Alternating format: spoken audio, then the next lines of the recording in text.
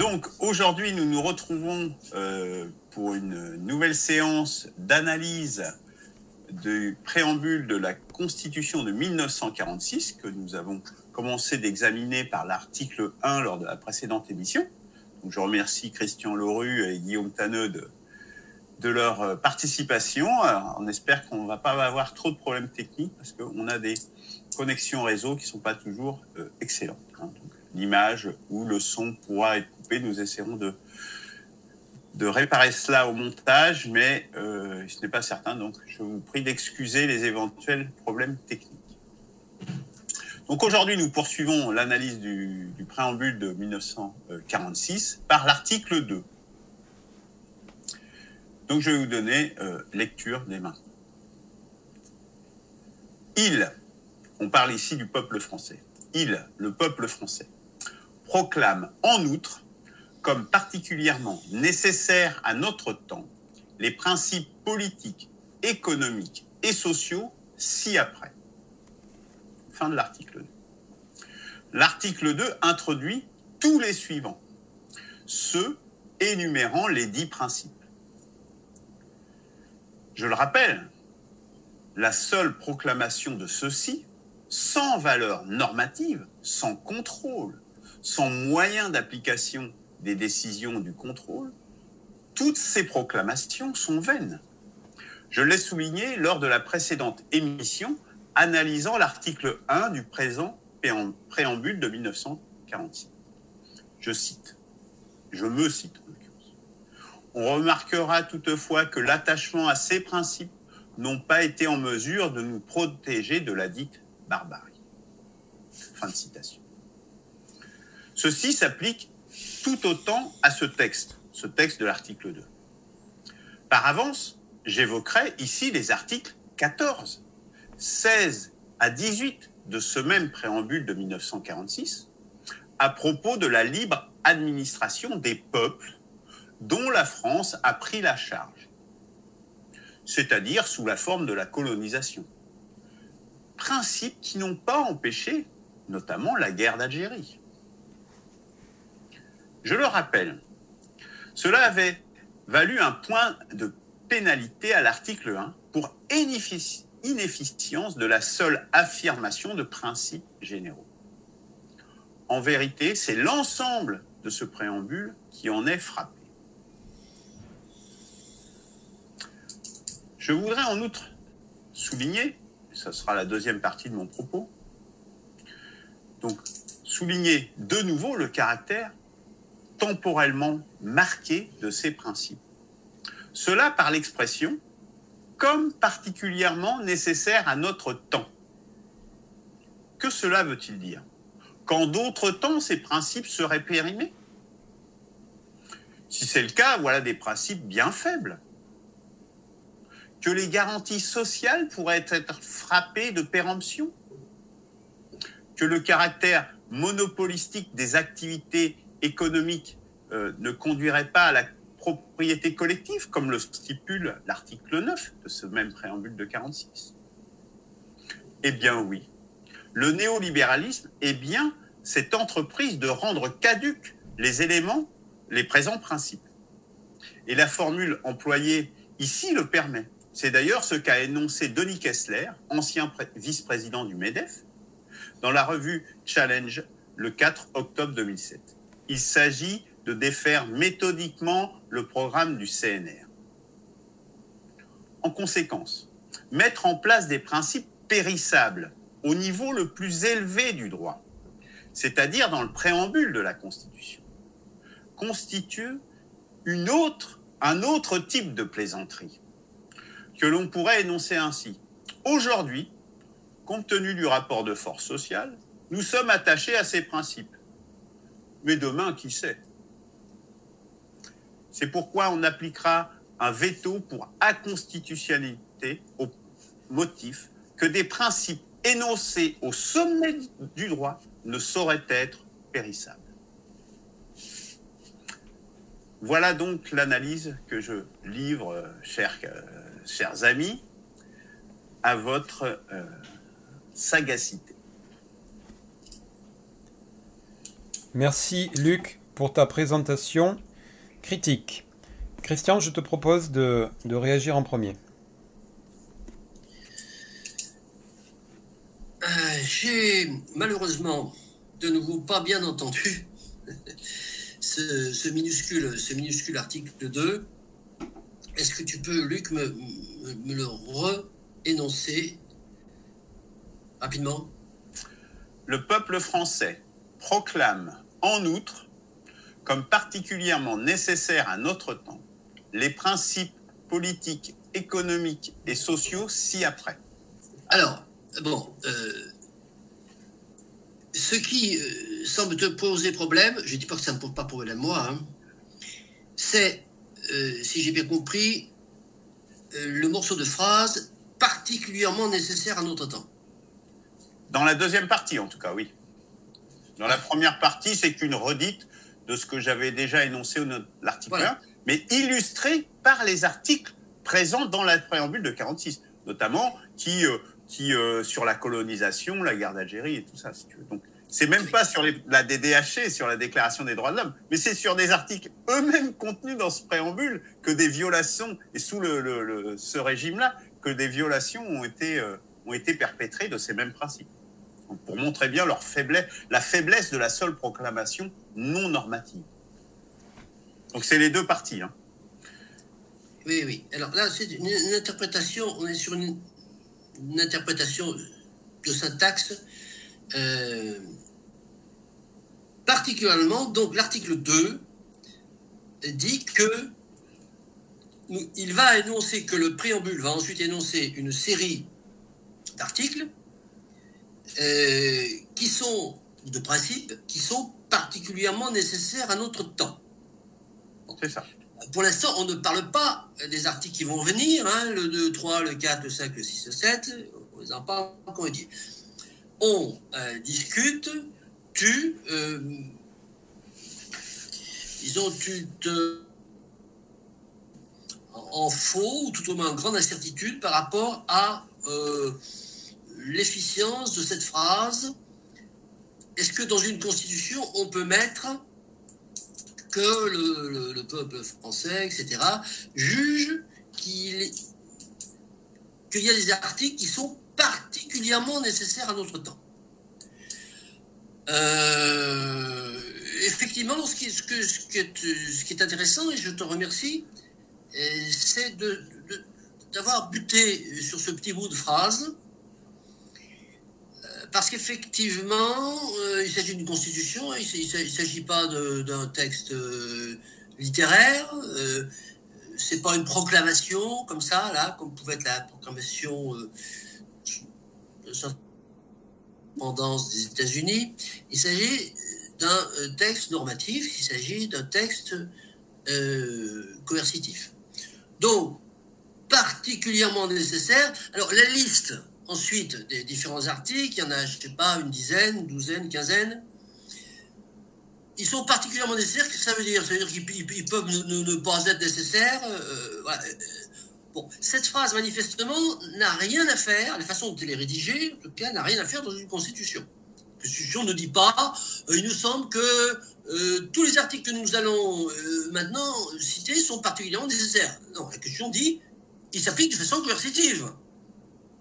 Et je dirais même plus, ils sont le cadre de la loi de deuxième niveau. Ça veut dire que ce qu'énonce la Constitution, puisque ce préambule fait partie de la Constitution, c'est un cadre pour la loi.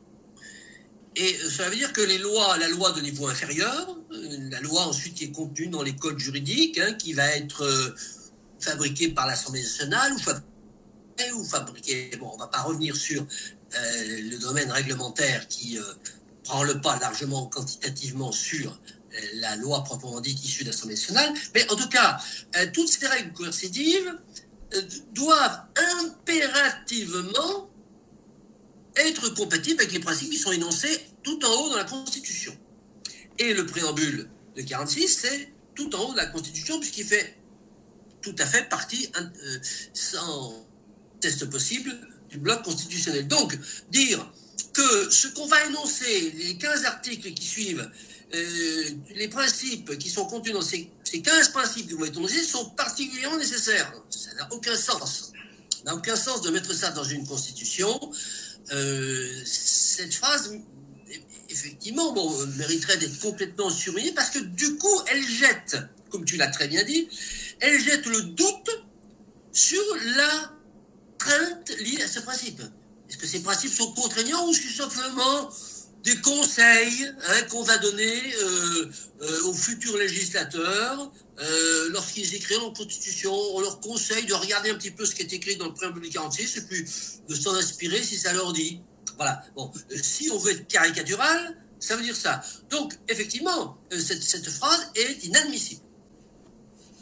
Rien de moins, à mon avis. Eh bien, nous sommes parfaitement d'accord, j'ai l'impression. Pourtant, c'est un article, Guillaume, qui paraît complètement anodin et vraiment, il contient aucun principe en lui-même et tout ça. Ça a l'air complètement... vraiment, c'est ça qui est extraordinaire, quoi, je dirais. Merci, Christian. Alors, sans invalider ce que vous dites, je souhaiterais quand même apporter un point de vue nuancé, même si, avant d'apporter la nuance, je vais peut-être proposer une radicalité. De mon point de vue, l'article 2 est non nécessaire. Pour vous, si je vous ai bien compris, il est plus que non nécessaire, il est problématique. De mon point de vue, il est non nécessaire, il suffit simplement de lister les points suivants. On n'a pas besoin de dire qu'ils sont particulièrement nécessaires, que ce soit à cette époque ou pas. Évidemment, tout ce qui est dans la Constitution doit être nécessaire. On ne met pas des choses qui sont inutiles ou peu utiles. Donc voilà. Cet avis radical donné, je rentre maintenant dans la nuance.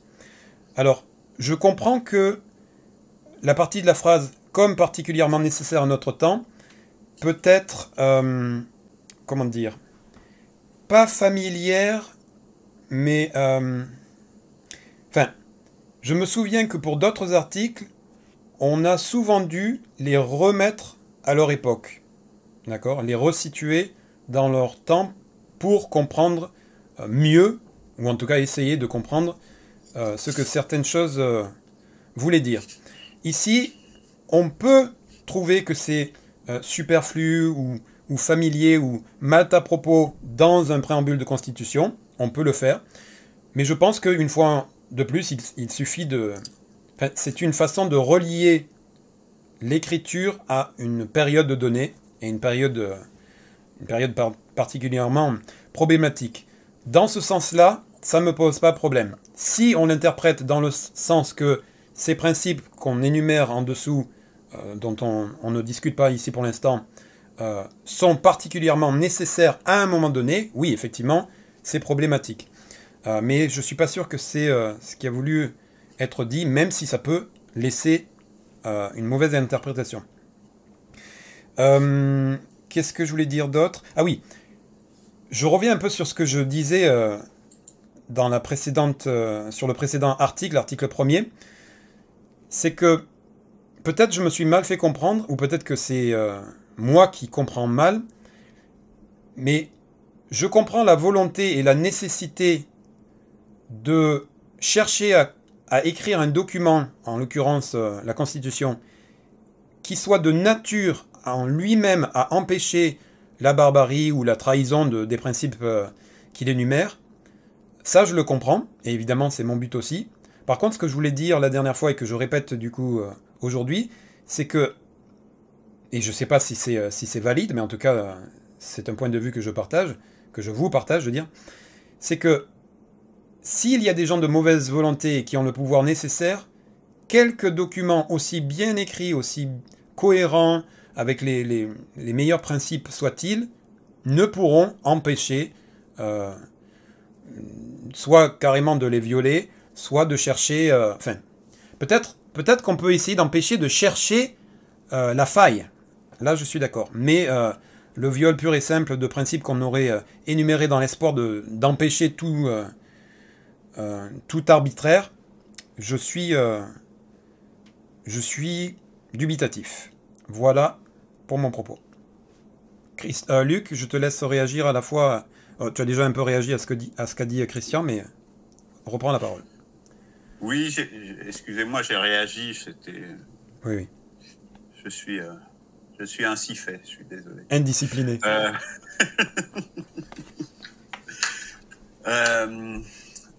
Oui, enfin, c'est plus spontané. En fait. Et je me suis beaucoup soigné par rapport à avant. Alors, bon, je reviendrai pas sur ce que dit Christian, parce qu'au fond, je pense qu'il arrive à la même conclusion que moi, par des voies assez similaires, à vrai dire. Mais avec ces mots qui sont toujours agréables à entendre, je dirais. Alors, Guillaume, bon, plutôt sur ce que tu dis, sur lequel je vais rebondir. Tu dis, c'est un article non nécessaire. Bah oui, alors si c'est un article non nécessaire, pourquoi est-il là? Pourquoi a-t-il été nécessaire de le mettre, justement? Est-ce que c'est un article numéroté, hein? Ce n'est pas anodin du tout. Je pense que on peut faire confiance à des personnes retors. Hein. Je crois que c'est Étienne Chouard qui disait, mais écrire une constitution claire, nette, transparente, qui pose pas de problème, c'est pas très difficile, parce que il suffit d'être honnête et c'est tout. Ce qui est très difficile, justement, c'est de mettre des choses trappes, c'est de mettre des plaisanteries comme ça sur un article qui est complètement anodin. Hein, je l'ai lu au début, mais il a l'air complètement anodin. Or qu'en fait, il a posé un verre dans le fruit dans lequel les Kessler et autres peuvent se glisser. Donc ça, je pense que c'est quand même tout à fait. Je pense que c'est volontaire. Je pense réellement que c'est volontaire d'avoir mis cette formulation. Alors, après, des personnes nuisibles, quel que soit le texte, s'il y a des personnes nuisibles au pouvoir, ça échouera, puisque le texte n'est jamais qu'un texte. Et là, je suis entièrement d'accord avec toi. Entièrement d'accord avec toi. Ce qu'il faut pour contrer ça, moi, je ne vois qu'une seule solution, justement, et c'est ce qu'on a essayé de mettre dans notre Constitution, c'est au moment où tu réussis à mettre en place une Constitution, justement, donc tu as la force avec toi de pouvoir imposer cette Constitution. C'est à ce moment-là qu'il faut mettre, justement, les moyens et les garde-fous essentiels qui vont permettre d'éviter ces dérives des pouvoirs. Moi, je pense justement dans ces principes qui, du coup, doivent être réellement normatifs, parce que là, ça n'est en rien normatif, on le voit bien, en fait. C'est des déclarations, des proclamations sans valeur contraignante. Et d'autre part, par le contrôle et avec la capacité de contrôler, de faire appliquer ces décisions, y compris contre un pouvoir qui aurait lui aussi en ses mains la force brutale, qui est, nous l'avons discuté, une des sources essentielles du pouvoir, par une autre force brutale qui sera en mesure de s'y opposer. Moi, c'est la seule façon que je vois à terme, dans le long terme, parce que quand ça monte au paroxysme, au fond, c'est la force juridique, puis la force brutale qui permet de contrer les abus de pouvoir et l'arbitraire. Voilà. Alors, je ne sais pas si vous voulez refaire un tour de commentaires. Pour moi, c'est bon, mais Christian, qui n'a pas beaucoup parlé ce soir, vas-y. Le micro, Christian. Ce n'est pas parce que je n'ai pas beaucoup parlé que je souhaiterais dire un mot de plus. Je souhaiterais simplement dire un mot de plus, parce que je pense que peut-être, alors je me trompe aussi, possiblement, ça peut être utile à la conversation. Cette phrase sur laquelle on est en train de pinailler, qui dit « Nous allons dans ce préambule qu'on considère comme étant particulièrement nécessaire à notre temps. » On est en train de pinailler sur cette phrase. Cette phrase, elle est écrite. Elle est écrite et elle est intégrée au bloc constitutionnel. Bon. Donc on peut en penser ce qu'on veut. Sur le fond, il s'agit surtout de lui donner une interprétation juridique. Et à bien y réfléchir. Tu es coupé, Christian. Cette phrase, il faut la considérer telle qu'elle est. Et elle veut tout simplement dire que le préambule de la Constitution de 1946, ça n'est qu'une liste de conseils. Et que le législateur ou le constitutionnaliste serait bien inspiré de faire une petite communication, hein, par exemple le président du Conseil constitutionnel, en disant, tenez, peuple français, j'ai quelque chose à vous dire. Finalement, vous savez, quand on a intégré à la Constitution de 1958 la DDLC, le préambule de la Constitution de 1946, et puis un petit peu plus tard, la Charte de l'environnement. Alors on a oublié de vous dire quelque chose. C'est qu'en fait, ce préambule de la Constitution de 1946, il n'a pas de valeur normative. Non, non, je vous le dis, je suis conseil constitutionnel, donc je peux vous le dire. Mais ça va une liste de conseils. C'est-à-dire que la loi devra à chaque fois tendre vers cette espèce d'idéal, parce que finalement, les 15 articles, d'ailleurs, on le verra lorsque nous étudierons les 15 articles du préambule, je l'ai déjà fait dans le cadre d'ateliers constitutionnels, et j'ai d'ailleurs des petits extraits à vous proposer pour chaque article, chaque fois qu'on en parlera. Eh bien, on va s'apercevoir que ce sont des principes extrêmement puissants. Ça commence déjà avec celui qui va venir, pas tout de suite après le droit d'asile, mais ce qui va venir avec le droit au travail et le devoir exceptionnel qui, s'ils sont pris au pied de la lettre, hein, quasiment invalident tout le droit inférieur. Donc, moi je pense que le Conseil constitutionnel serait bien inspiré d'éclairer le peuple français pour dire que le préambule, qui dit d'ailleurs des choses extrêmement intéressantes, il est passionnant un peu le préambule du 46, d'un certain point de vue. Alors, il est plus littéraire hein, que les autres, mais il est extrêmement intéressant pour réfléchir. Vous voyez, on a à peine commencé là, faire des digressions. Et bien, ça n'a qu'une valeur indicative. Une suggestion que je fais, monsieur, je ne sais pas qui c'est le président du Conseil constitutionnel actuellement. C'est Fabius, non? Qui c'est? Oh, bah c'est toujours Fabius, oui. C'est Fabius. Allez, ben, va pour Laurent. Tu m'entends, Laurent?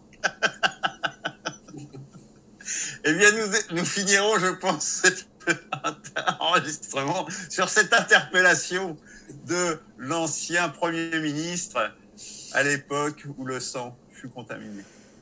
Bonne fin de journée à tous.